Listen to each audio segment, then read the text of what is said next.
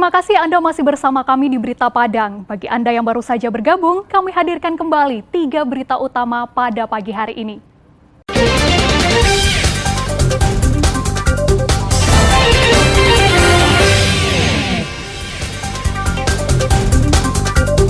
Lapas Bukit Tinggi manfaatkan lahan tidur menjadi ladang bawang untuk dukung ketahanan pangan. Penganiaya kucing dihukum percobaan, hingga pemerintah membagikan beras gratis selama 3 bulan berturut-turut, kami sampaikan dalam Padang Sepekan.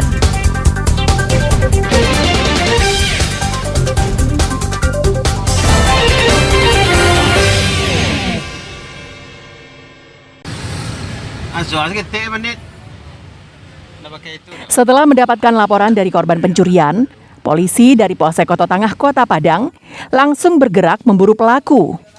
Karena sudah sering berhadapan dengan pelaku kejahatan, tim buru sergap ini seolah sudah tahu siapa targetnya. Benar saja, kurang dari 12 jam, polisi pun menangkap Arman Hidayat, pria yang berusia 33 tahun dan berasal dari Mentawai. Pelaku ditangkap di kawasan Simpang Tinju, Kecamatan Nanggalo pada Rabu malam. Saat diinterogasi, pelaku tak bisa mengelak dan mengakui perbuatannya. Kepada polisi, pelaku memperagakan bagaimana ia masuk ke rumah korbannya di Jalan Teratai, Padang Sarai, Kecamatan Koto Tangah. Pelaku masuk melalui jendela dan membawa kabur laptop serta telepon genggam yang terletak di atas meja rumah. Dari rumah korbannya di Padang Sarai, Kecamatan Koto Tangah, pelaku membawa kabur laptop dan telepon genggam yang terletak di atas meja. Polisi masih melakukan pengembangan dan pendalaman, mencari tahu kemungkinan pelaku bekerja sama dengan orang lain saat melakukan aksinya. Selama diperiksa polisi, Arman Hidayat terpaksa menginap di sel tahanan Polsek Koto Tangah.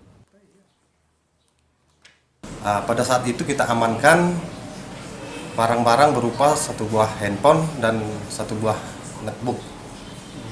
Setelah itu langsung kita amankan ke Polsek Koto Tangah. Setelah kita lakukan interogasi dan pelaku mengakui bahwa dia telah mengambil barang-barang milik korban, dan juga pelaku ini sudah residivis curanmor, baru keluar bulan 6 tahun 2023. Arman Hidayat sebelumnya pernah dihukum karena kasus pencurian sepeda motor. Kali ini, polisi mengancamnya dengan hukuman maksimal 7 tahun penjara karena melanggar pasal 363 KUHP. Robiham melaporkan dari Padang. Jam 12 malam, dari tidur semua ya? Bukan jam 12. Berarti nggak jam 12 ya? Jam berapa?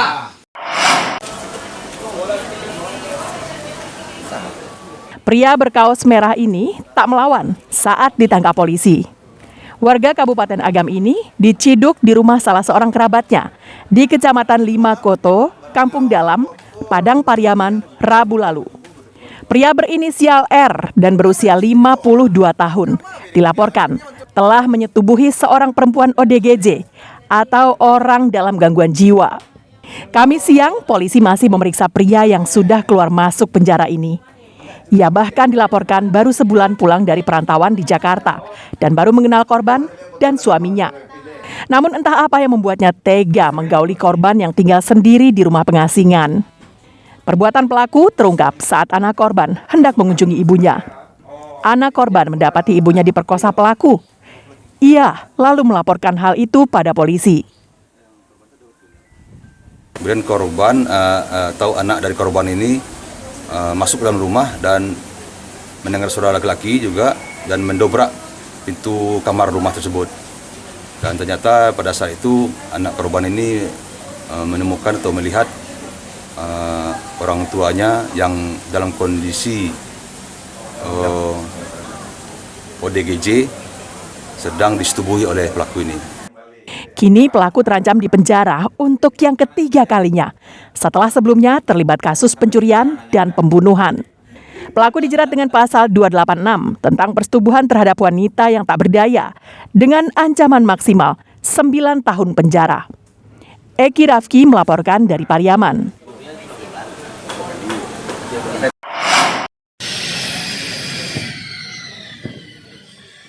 Setelah 4 kali sukses memanen bawang merah, Lembaga Pemasyarakatan Kelas 2A Bukit Tinggi kembali menanam lahan produktif di lapas dengan tumbuhan bawang.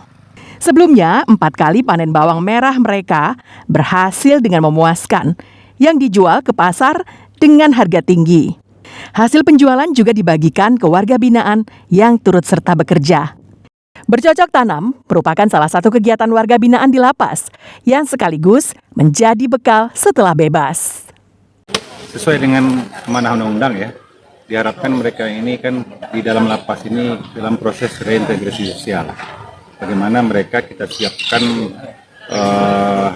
pembinaannya, baik pembinaan mental rohaninya, kemudian latihan kerjanya atau kerja mandirinya. Jadi sehingga mereka nanti setelah keluar dari lapas ini bisa mengamalkan dan menjadi masyarakat yang sesungguhnya atau masyarakat yang normal kembali. Kepala Kantor Wilayah Kementerian Hukum dan HAM Sumatera Barat yang turut hadir dan ikut membajak tanah, mengapresiasi inovasi lapas kelas 2A Bukit Tinggi. Karena hal itu salah satu upaya pengendalian inflasi daerah dan sebagai bentuk dukungan pada program ketahanan pangan nasional. Kita melaksanakan kegiatan kerja bagi warga binaan yang ada di Lapas Bukit Tinggi. Sudah kemarin panen bawang dan ini diolah lagi untuk ditanamin bawang lagi yang saat ini memang bawang merah sangat dibutuhkan oleh masyarakat di sekitar kita.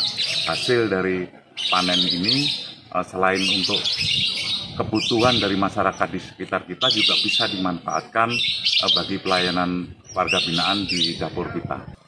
Pemanfaatan lahan produktif tidak hanya menambah wawasan warga binaan selama menjalani hukuman, namun juga mendukung program pemerintah dalam hal ketahanan pangan. Dina Amrina melaporkan dari Bukit Tinggi.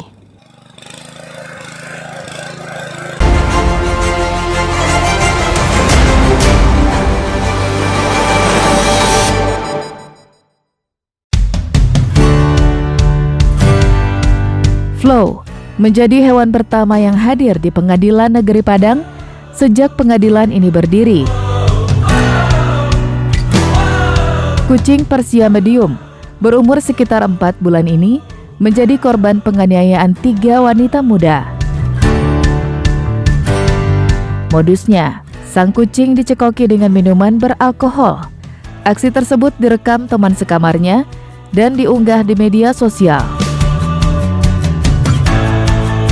Aksi yang sedianya hanya untuk seru-seruan itu berujung petaka bagi pelakunya. Beberapa jam setelah video itu menyebar, kediaman pelaku digeruduk pencinta kucing di Kota Padang. Tak hanya sampai di situ, komunitas pencinta kucing melaporkan kasusnya ke Polresta Padang, meski pelaku telah membuat surat perjanjian di atas kertas bermeterai. Dan dengan cepat pula, aparat penegak hukum menuntaskan kasusnya. Tak cukup seminggu, hakim telah menghukum pelakunya 2 bulan penjara dengan masa percobaan 4 bulan. Meski tak harus menghuni sel tahanan, ketiga pelaku akan menjadi pesakitan jika dalam rentang waktu 4 bulan melakukan hal yang sama. Selain itu, salah satu dari 3 wanita yang menjadi pemilik kucing tersebut juga harus rela kehilangan kucingnya karena hakim memutuskan kucing Persia medium yang telah dirawatnya selama hampir 4 bulan harus diserahkan ke pihak lain.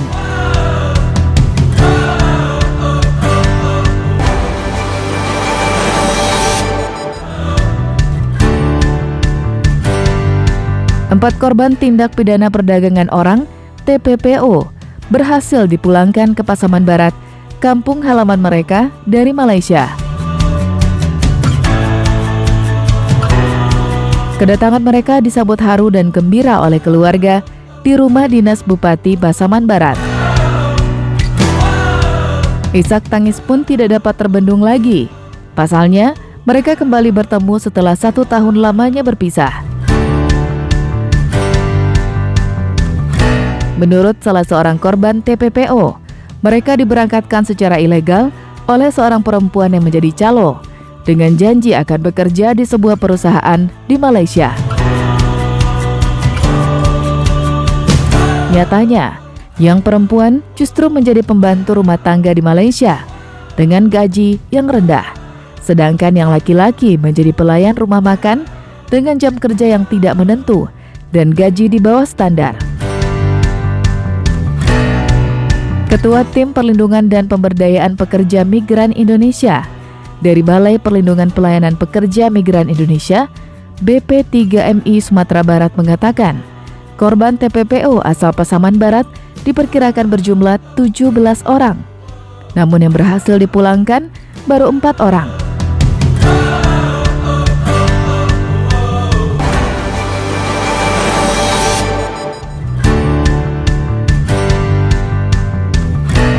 Dalam kurun waktu 3 kali 24 jam, 11 tahanan yang kabur dari sel tahanan Polsek Pancung Soal, Pesisir Selatan, berhasil ditangkap. 1 orang ditangkap di kawasan perkebunan warga, 3 orang dijemput di rumah keluarganya, 5 orang lagi menyerahkan diri, dan 2 orang diserahkan keluarganya ke polisi. Tahanan yang kabur terkait kasus narkoba dan pencurian sepeda motor. Mereka kembali ditahan di sel tahanan Polsek Pancung Soal selama menjalani proses penyelidikan polisi. 11 tahanan ini berhasil kabur dari sel Polsek Pancung Soal dengan cara menjebol dinding beton kamar mandi. Saat dikonfirmasi, polisi enggan menjawab pertanyaan awak media.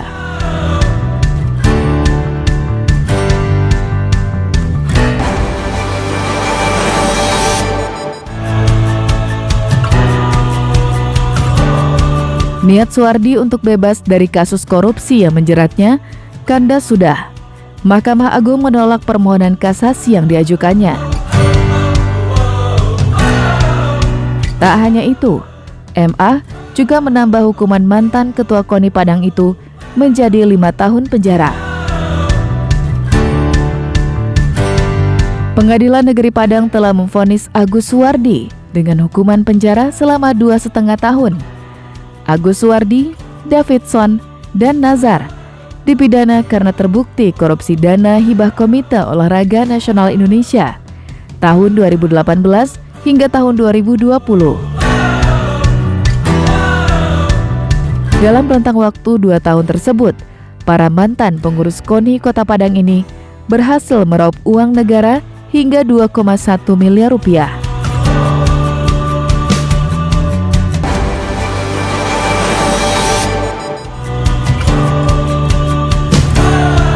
Selama beberapa pekan terakhir, harga beras di Pasar Raya Padang naik Rp1.500 hingga Rp2.000 per kilogram. Hal ini disebabkan oleh berkurangnya persediaan beras di pasar, serta pengaruh kenaikan harga beras di luar negeri. Untuk mengantisipasinya, pemerintah menggelontorkan 640.000 ton beras yang akan dibagikan kepada lebih dari 21 juta keluarga penerima manfaat selama 3 bulan berturut-turut hingga November mendatang. Di Sumatera Barat, pemerintah membagikan 11.000 ton untuk 367.000 keluarga miskin di Sumatera Barat.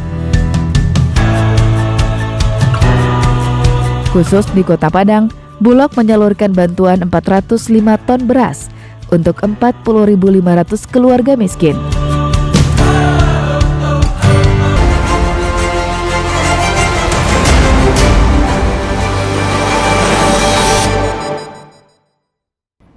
Saudara, informasi tadi sekaligus menutup berita Padang pagi ini.